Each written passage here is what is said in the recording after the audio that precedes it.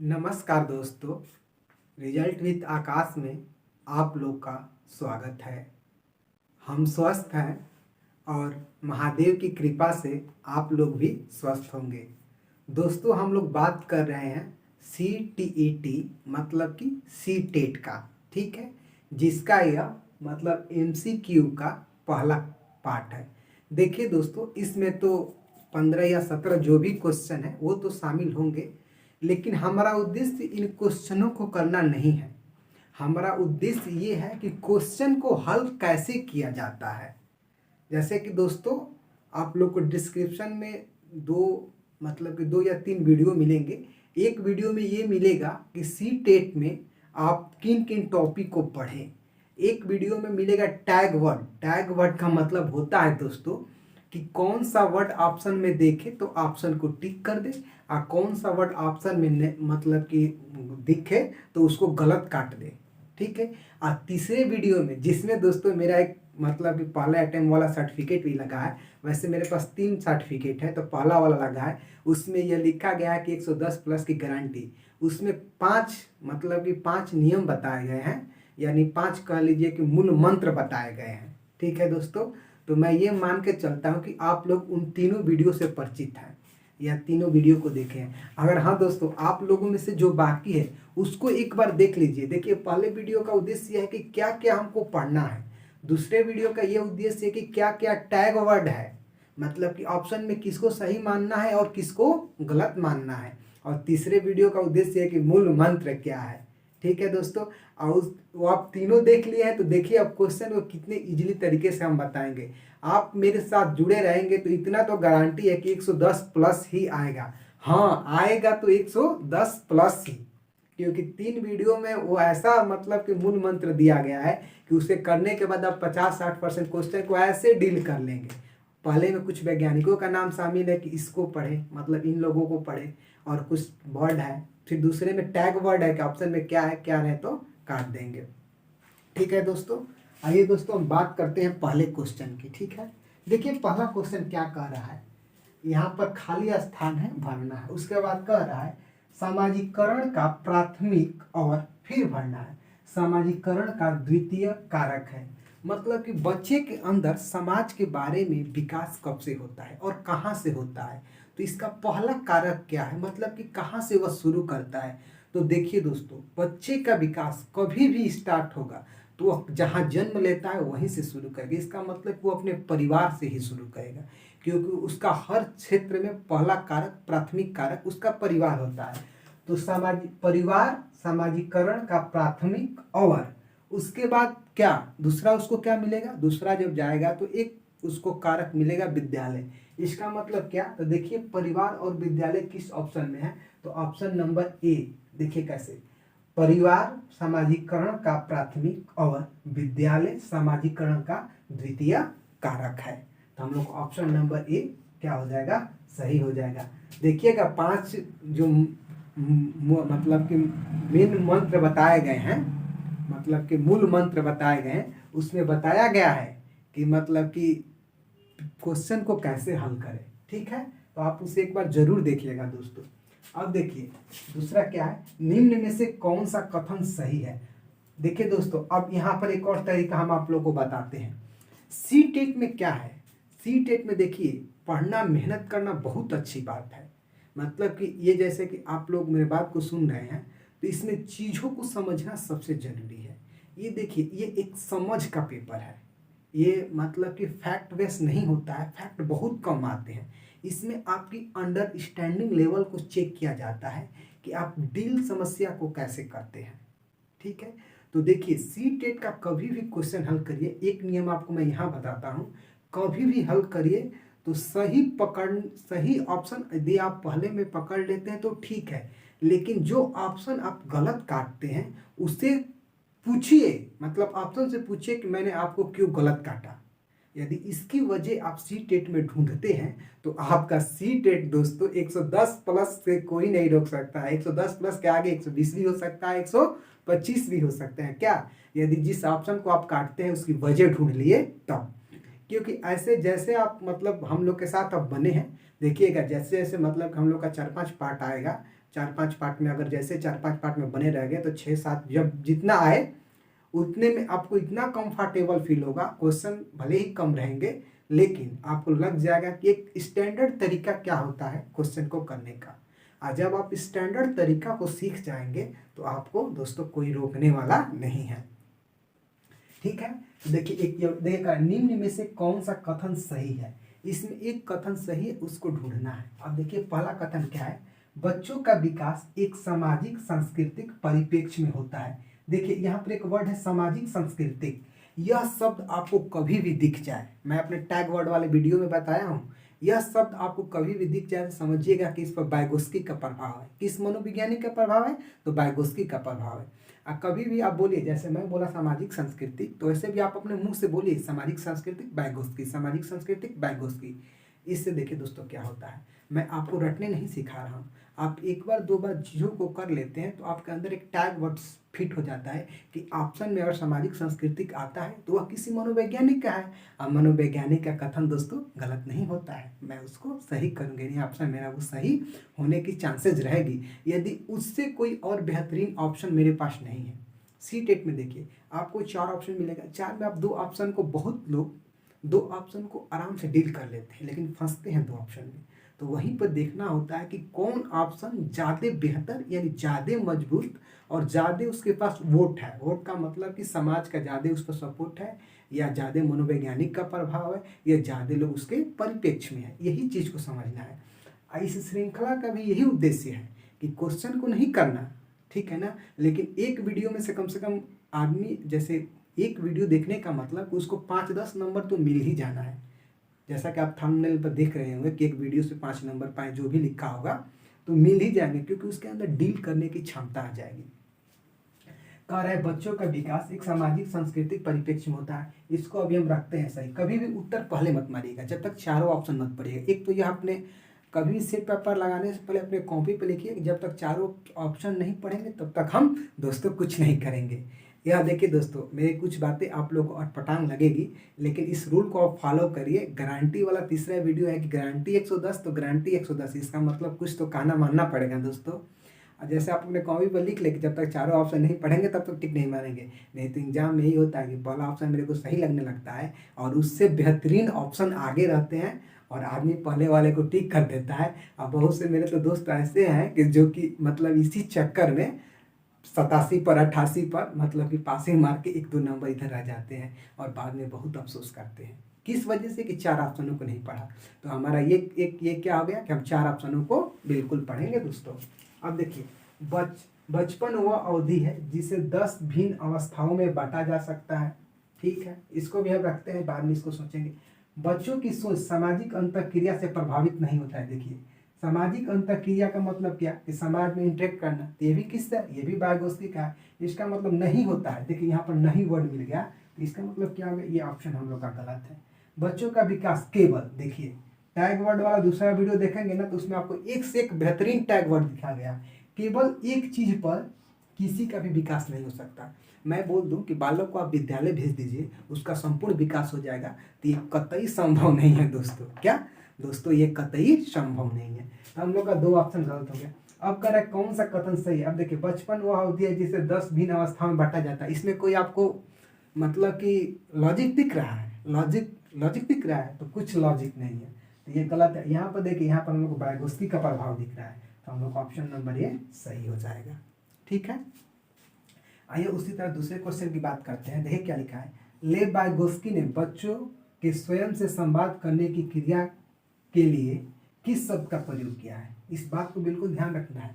कह रहा है लेव वाइगोत्स्की ने बच्चों के स्वयं से संवाद करने की क्रिया के लिए किस शब्द का प्रयोग किया है? मतलब कि बच्चे, जब छोटे बच्चे आपस में बात करते हैं तो उसे लेव वाइगोत्स्की ने क्या कहा है? तो उसे देखिए, यहाँ पर 2 चीज़ आपको बताते हैं, यही 2 चीज़ आप लोग को याद करना है। एक तो क्या, वाइगोत्स्की ने कहा कि जब बच्चे आपस में बात करते हैं तो उसे प्राइवेट स्पीच बोला जाता है, यानी निजी संवाद। क्या? प्राइवेट स्पीच यानी निजी संवाद। यही बात को जब जीन पियाजे ने कहा, तो जीन पियाजे ने कहा कि इसको ईगोसेंट्रिक बोला जाता है। क्या? ईगोसेंट्रिक यानी अहम केंद्रित या स्व केंद्रीय। ये किसके अनुसार है? तो ये हम लोग का जीन पियाजे के अनुसार है। पियाजे के अनुसार। अब वाइगोत्स्की क्या बोलता है, उसे प्राइवेट स्पीच बोलता है।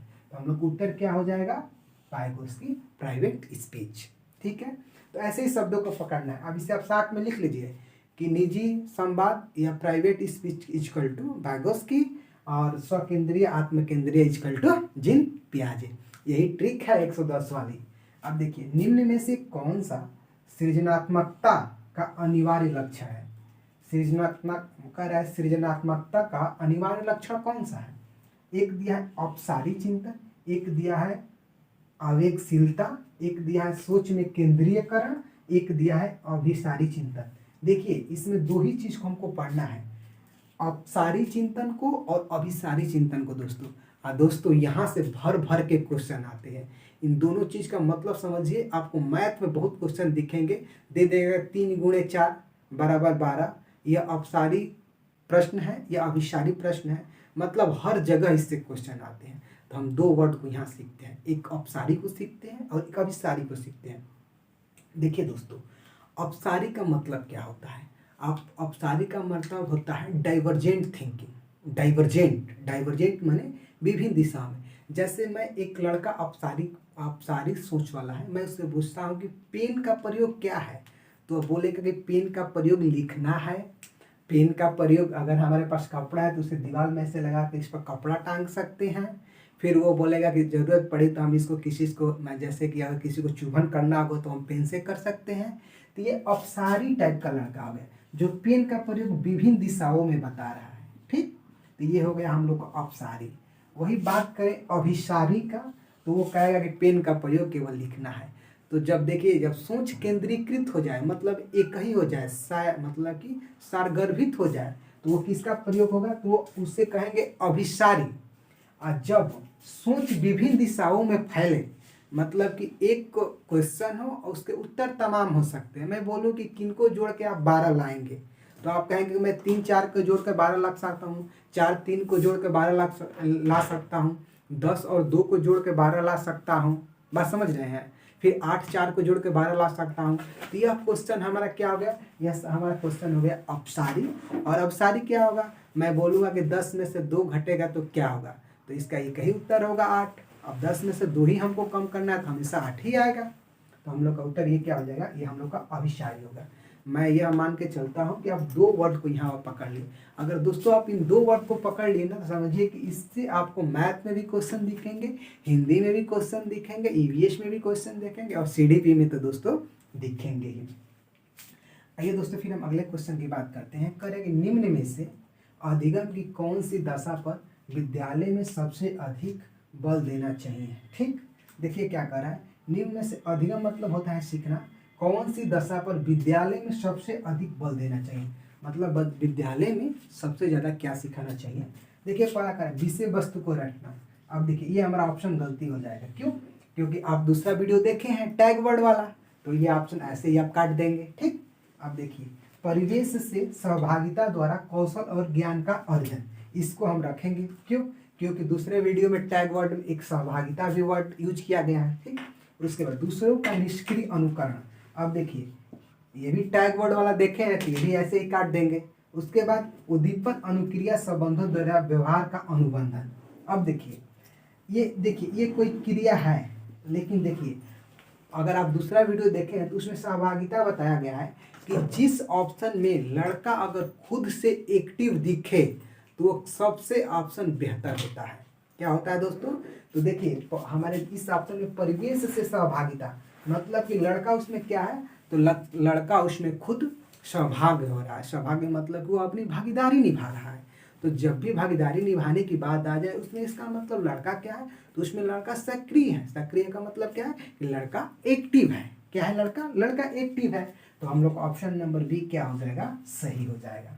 ठीक है, तो आप लोग दोस्तों बस थोड़ा सा मतलब एक बार कोशिश करिए या मेरा सलाह मानिए, आप पहले दूसरे और तीसरे वीडियो को देखिए। एक टैग वर्ड वाला देख लीजिए और एक किन किन टॉपिकों को पढ़ना है उसको देख लीजिए, और एक तीसरा तो मूल मंत्र है ही क्या, 110 प्लस लाने की। क्या 110 प्लस लाने की।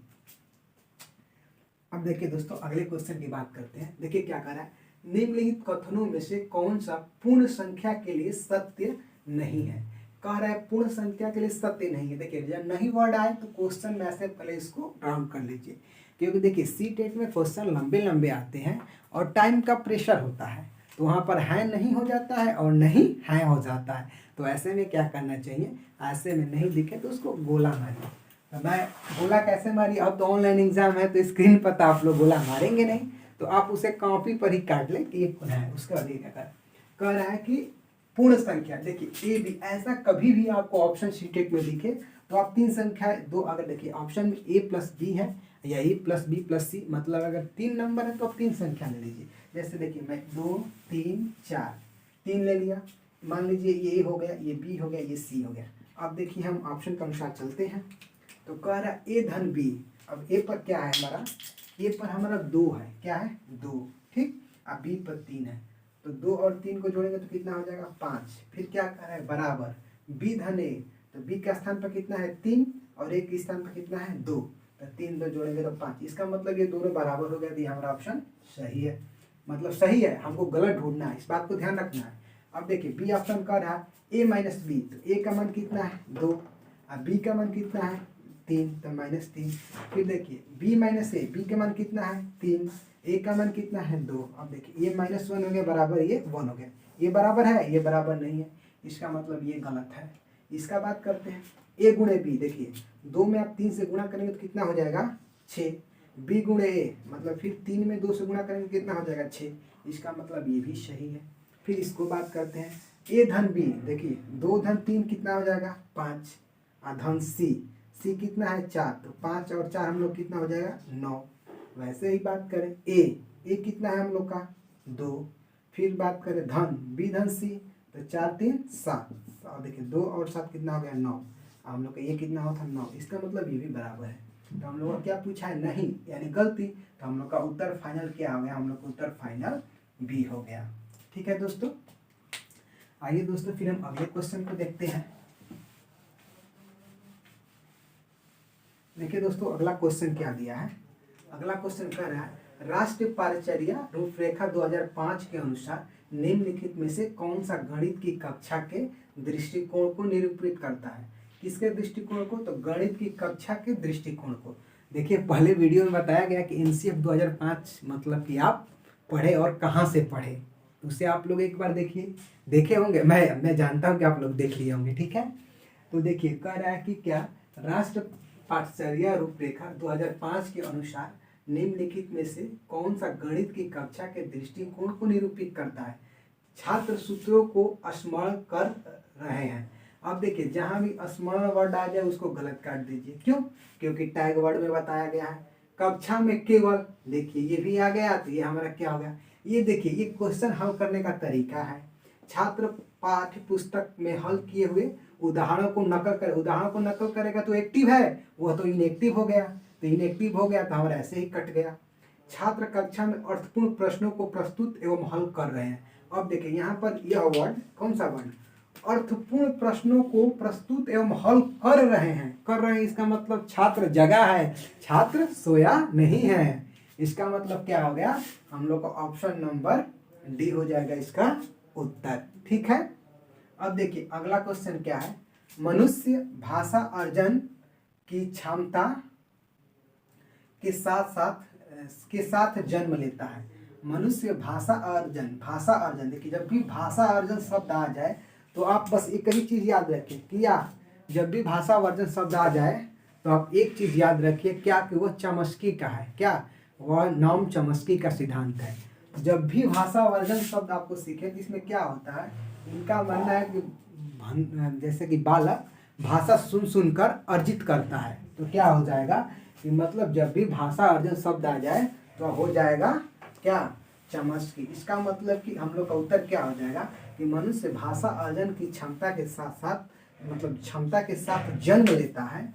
यह कथन किसका है, तो यह नाम चमस्की का है। देखिए आपको जब भी भाषा वर्जन अगर क्वेश्चन में दिख जाता है तो आप उत्तर में चमस्की को ढूंढिए, अगर प्रश्न में चमस्की दिख जाते हैं तो आप भाषा अर्जन को, मतलब कि भाषा अर्जन को ऑप्शन में ढूंढिए। भाषा अर्जन का मतलब कि वह भाषा देखकर सीखता है। ठीक है, अगला क्वेश्चन दिया है, निम्नलिखित में से कौन सी प्रवृत्ति या गुण पूर्णतः अनुवांशिक है। अनुवांशिक का मतलब कि देखिए, जैसे मान लीजिए कि हमारे पापा को या दादाजी को जो है उससे अनुवांशिक बोला जाता है, जिससे जेनेटिक बोला जाता है। ये कौन सा अनुवांशिक है? तो देखिए पहला क्या दिया है, आंखों का रंग, बुद्धि, नैतिक विकास, सामाजिक कौशल। अब आप बताइए, देखिए सामाजिक कौशल की बात करें तो यह कभी जेनेट मतलब कि अनुवांशिक नहीं होता है। क्यों? क्योंकि देखिए मान लीजिए कि जो कौशल समाज में किसी के पास है, ये थोड़ी नहीं है कि जन्म लिए हैं तो हम लोग के पास भी वो कौशल होगा। इसका मतलब क्या कि ये ऑप्शन हम लोग का नहीं हो सकता। फिर कह रहा है नैतिक विकास। देखिए नैतिक विकास भी कभी अनुवांशिक नहीं होता। ये नहीं है कि जैसे पिताजी हैं वैसे ही हम लोग हैं, मतलब ये हर किसी पर लागू होता है, तो ये भी नहीं हो सकता। और रही बात बुद्धि का, तो बुद्धि कभी अनुवांशिक हो ही नहीं सकता। क्यों? क्योंकि हर किसी का बुद्धि अलग अलग होता है, किसी के पास कम होता है, किसी के पास ज़्यादा होता है। अगर अनुवांशिक होता तो फिर बुद्धि को नापने की जितनी सभी इकाइयाँ बनी क्यों बनती?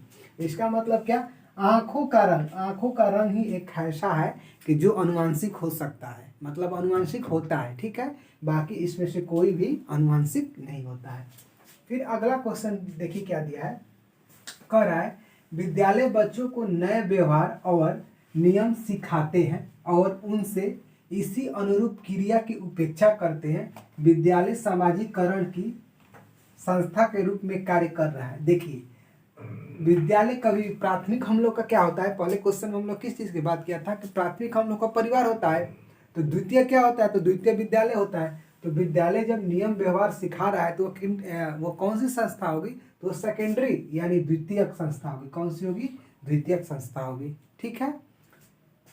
आइए हम अगले क्वेश्चन की बात करते हैं। देखिए दोस्तों, अगले क्वेश्चन की बात करने से पहले मैं बोला हूं कि आप लोग कभी भी क्वेश्चन वो करिए तो पॉजिटिव ढूंढिए, लेकिन किस वजह से किसी क्वेश्चन को निगेटिव ठहरा रहे हैं, आप लोग इस बात पर बिल्कुल जोर दीजिए। और साथ ही साथ दोस्तों, अभी तक हम लोगों ने इतना क्वेश्चन कर लिया है, आप लोग एक सपोर्ट करिए। आप लोग जानते हैं कि आप लोग का सपोर्ट क्या है। आप लोग बस लाइक करिए, सब्सक्राइब करिए और दोस्तों अधिक से अधिक शेयर करिए। यही आप लोगों का सपोर्ट हम लोग के लिए है, इसे करना आप लोग मत भूलिए, ठीक है। आइए फिर अगले क्वेश्चन की बात करते हैं।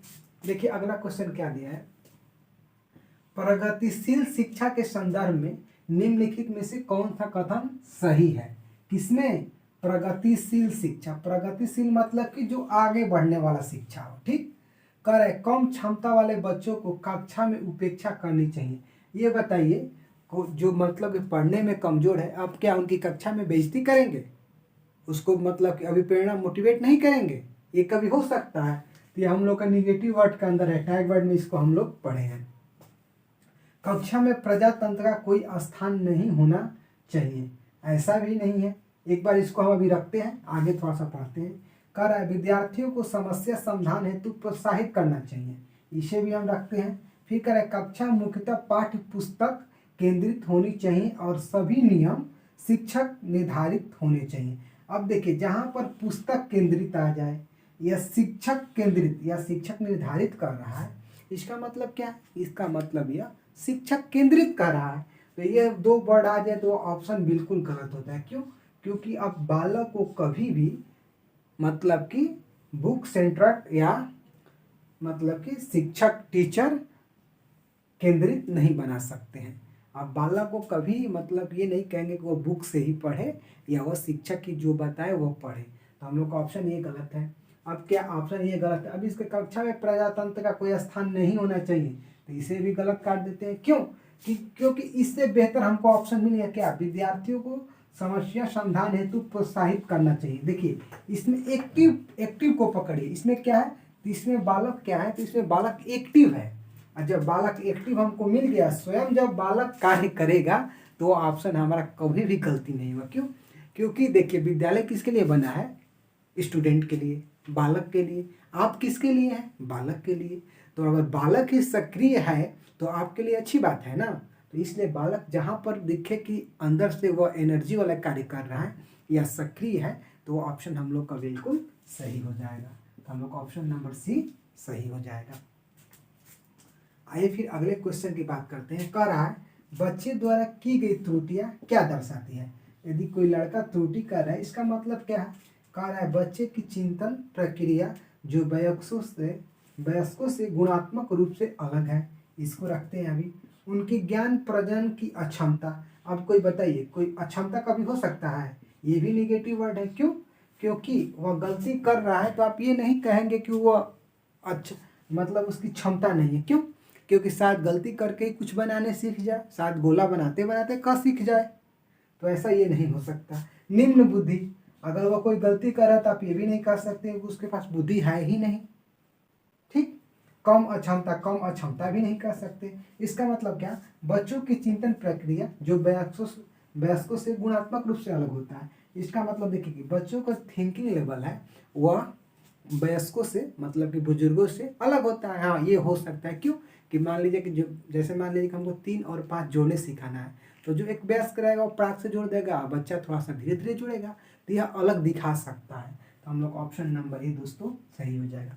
दोस्तों देखिए, इस श्रृंखला का एकमात्र उद्देश्य यह है कि ऑप्शन को कैसे काटना है और कैसे सही ऑप्शन निकालना है, और कौन कौन से टैग वर्ड नेगेटिव होते हैं, कौन कौन से टैग वर्ड पॉजिटिव होते हैं। इसके लिए दोस्तों आप लोग को डिस्क्रिप्शन में 3 वीडियो मिला है। यह श्रृंखला जब तक चलेगी तब तक उन 3 वीडियो का चर्चा होगा, क्योंकि एक में बताया गया है कि आप क्या पढ़ें, दूसरे में बताया गया है कि कौन कौन से मतलब कि ऑप्शन को क्वेश्चन को करने के लिए टैग वर्ड क्या क्या है, मतलब कौन सा पॉजिटिव है कौन सा नेगेटिव है, और तीसरे में 5 मूल मंत्र बताए गए हैं जो आपको क्या दर्शाता है 110 प्लस यानी 120 125 नंबर की जो आपको प्रक्रिया दर्शाता है कि आप ऐसे चलेंगे तो पा लेंगे। अब आइए अगले क्वेश्चन की बात करते हैं। देखिए क्या कहा, नरेश ने 30 जून को सुबह कितने बजे 11:20 AM अपनी यात्रा शुरू की और 1 जुलाई को शाम 5 कितने पर 5:04 PM पर समाप्त की। यात्रा को पूरा करने में लगा समय क्या है? अब देखिए, जून को कह रहा है। जून आप लोग पहले ये पता करिए कि जून कौवा महीना होता है। मतलब जून में कौवा महीना कहने का मतलब ये नहीं है कौवा चिड़ै नहीं, इसका मतलब ये कि जून में कितने दिन होते हैं। तो आप सभी लोग जानते हैं कि जून में 30 दिन होते हैं। देखिए ऐसे आप एक क्वेश्चन आपको आना ही है, मतलब फिक्स है कि एक नंबर आना है। देखिए तो आप मतलब कि यात्रा से ट्रेन को ऐसे अपने आप को रख कर जोड़िएगा कि मैं आज ट्रेन में चढ़ा, कब उतर रहा हूँ, तो कितने घंटे ट्रेन में रहा, कितने मिनट रहा। जैसे देखिए क्वेश्चन क्या कर रहा है, 30 जून को चढ़ा है कितने बजे, तो 11:20 पर, और 1 जुलाई को उतरा है, कितने को 1 जुलाई को। तो ये तीसरा है, तो मान लीजिए कि फिर अगले दिन 1 जुलाई को जब 11:20 होगा 11:20 तो उसके पास 24 घंटे हो जाएंगे ना, 24 घंटा। अब देखिए 11:20 से देखिए आप अंगुलियों पर गिनिए 12 मैंने 11:20 से 12:20 1:20 2:20 3:20 4:20 5:20 6 घंटा ये हो गया। हम लोग पहुंच कहाँ गए, तो 5:20 पर। अब 5:40 पर जाना है तो 20 मिनट उधर। इसका मतलब क्या हो गया कि 24 घंटा ये और 6 घंटा ये। ठीक, तो हम कितने पाए हैं, तो 5:20 पर और 20 मिनट और बचा है। इसका मतलब 24 और 6 30 घंटा, और 20 और 20 40। इसका मतलब कितना 30 घंटे 40 मिनट। 30 घंटे, हाँ 30 घंटे 20 मिनट, सॉरी क्यों देखिए बता रहे हैं कैसे। हम लोग यहाँ पर आ गए कितने तक 5:20 पर आ गए। जब हम 6 घंटा लिए हैं तो 5:20 पर आ गए। इसका मतलब क्या 30 घंटा 20 मिनट। हम लोग ऑप्शन नंबर ए सही हो जाएगा। कैसे देखिए 11:20 AM 30 तारीख से 11:20 AM हम जाएंगे 1 तारीख को, तो 24 घंटा हो गया। अब 11:20 से आप 5:20 तक चलेंगे तो 6 घंटा चलेंगे। ठीक, तो 24 6 30 ही हो गया। हम लोग को 20 न चल के हमको 5:40 तक चलना है, तो 5:40 चलने के लिए और हमको कितना चाहिए, तो 20 मिनट चाहिए। तो हम लोग का टोटल कितना हो गया 30 घंटा 20 मिनट। फिर आइए अगले क्वेश्चन की बात करें। देखिए अगला क्वेश्चन क्या दिया है, कह रहा है निम्नलिखित में से कौन सा एक रचनात्मक गणित की कक्षा का लक्ष्य है। किसका रचनात्मक, ठीक, इसको टैग देखिए ये वर्ड है जो मुख्य वर्ड है, इसको अंडरलाइन कर लीजिए। कह रहा है बच्चे श्यामपट्ट से उत्तरों को नकल करें। अब देखिए यहाँ पर बच्चा क्या है, बच्चा हाथ से लिख रहा है लेकिन दिमाग से क्या है, निष्क्रिय है। देखिए सक्रिय और निष्क्रिय दो ऐसे शब्द है ना कि आप जहाँ मतलब कि 5-7 वीडियो में हम लोग ऐसे बने रहें तो आपको ज़्यादा क्वेश्चन में ये शब्द मतलब जोड़ने आ जाएगा। यही एक क्वालिटी है इस श्रृंखला का, यही एक क्वालिटी और निकलेगा क्या कि आप ज़्यादा क्वेश्चन भी इसको लगाएंगे। यहाँ पे देखिए अब नकल तो कर रहा है लेकिन दिमाग से बस सोया है। जब सूत गया है बच्चा तो हम क्या करेंगे, उसको काट देंगे भाई। चलो बात में, बच्चे पहाड़े के ऊंचे स्वर में कविता मुंह से तो गा रहा है लेकिन दिमाग से सोया है। क्यों? क्योंकि वो केवल रट रहा है। बच्चे अर्थपूर्ण गतिविधियां में व्यस्त हैं, इसको रोकते हैं। ठीक। अध्यापक एक दी गई समस्या को हल करने की विधि को समझा रहा है। अब देखिए यहाँ पर सक्रिय है लेकिन कौन है, तो यहाँ पर अध्यापक है। अध्यापक पढ़ने के लिए स्कूल में थोड़ी ले गया है, तो पढ़ाने के लिए गया है। तो अब किसको सक्रिय करेंगे, आप लोग बालक को सक्रिय करेंगे। इसका मतलब क्या, इसका मतलब कि बच्चे अर्थपूर्ण, देखिए यह जो वर्ड है अर्थपूर्ण गतिविधियां, यह ऑप्शन को मजबूत कर दिया है कि बालक इसमें व्यस्त है। किसमें? लॉजिकल चीज को करने में व्यस्त है दोस्तों, इसको लॉजिकल चीज को करने में व्यस्त है। ठीक है दोस्तों। देखिए दोस्तों, ये जो हम लोग का सीरीज चल रहा है इसका मुख्य उद्देश्य क्या, ऑप्शन को कैसे सॉल्व करना है। इसके लिए हम जैसे जैसे आगे बढ़ेंगे तो हम लोग इस चीज़ को सीखते जाएंगे। बस आप लोग एक योगदान करिए, क्या, लाइक करिए, सब्सक्राइब करिए और अपने दोस्तों के बीच शेयर करना ना भूलिए। हम लोग मिलेंगे और इसके अगले पार्ट के साथ, तब तक के लिए जय हिंद दोस्तों, बाय।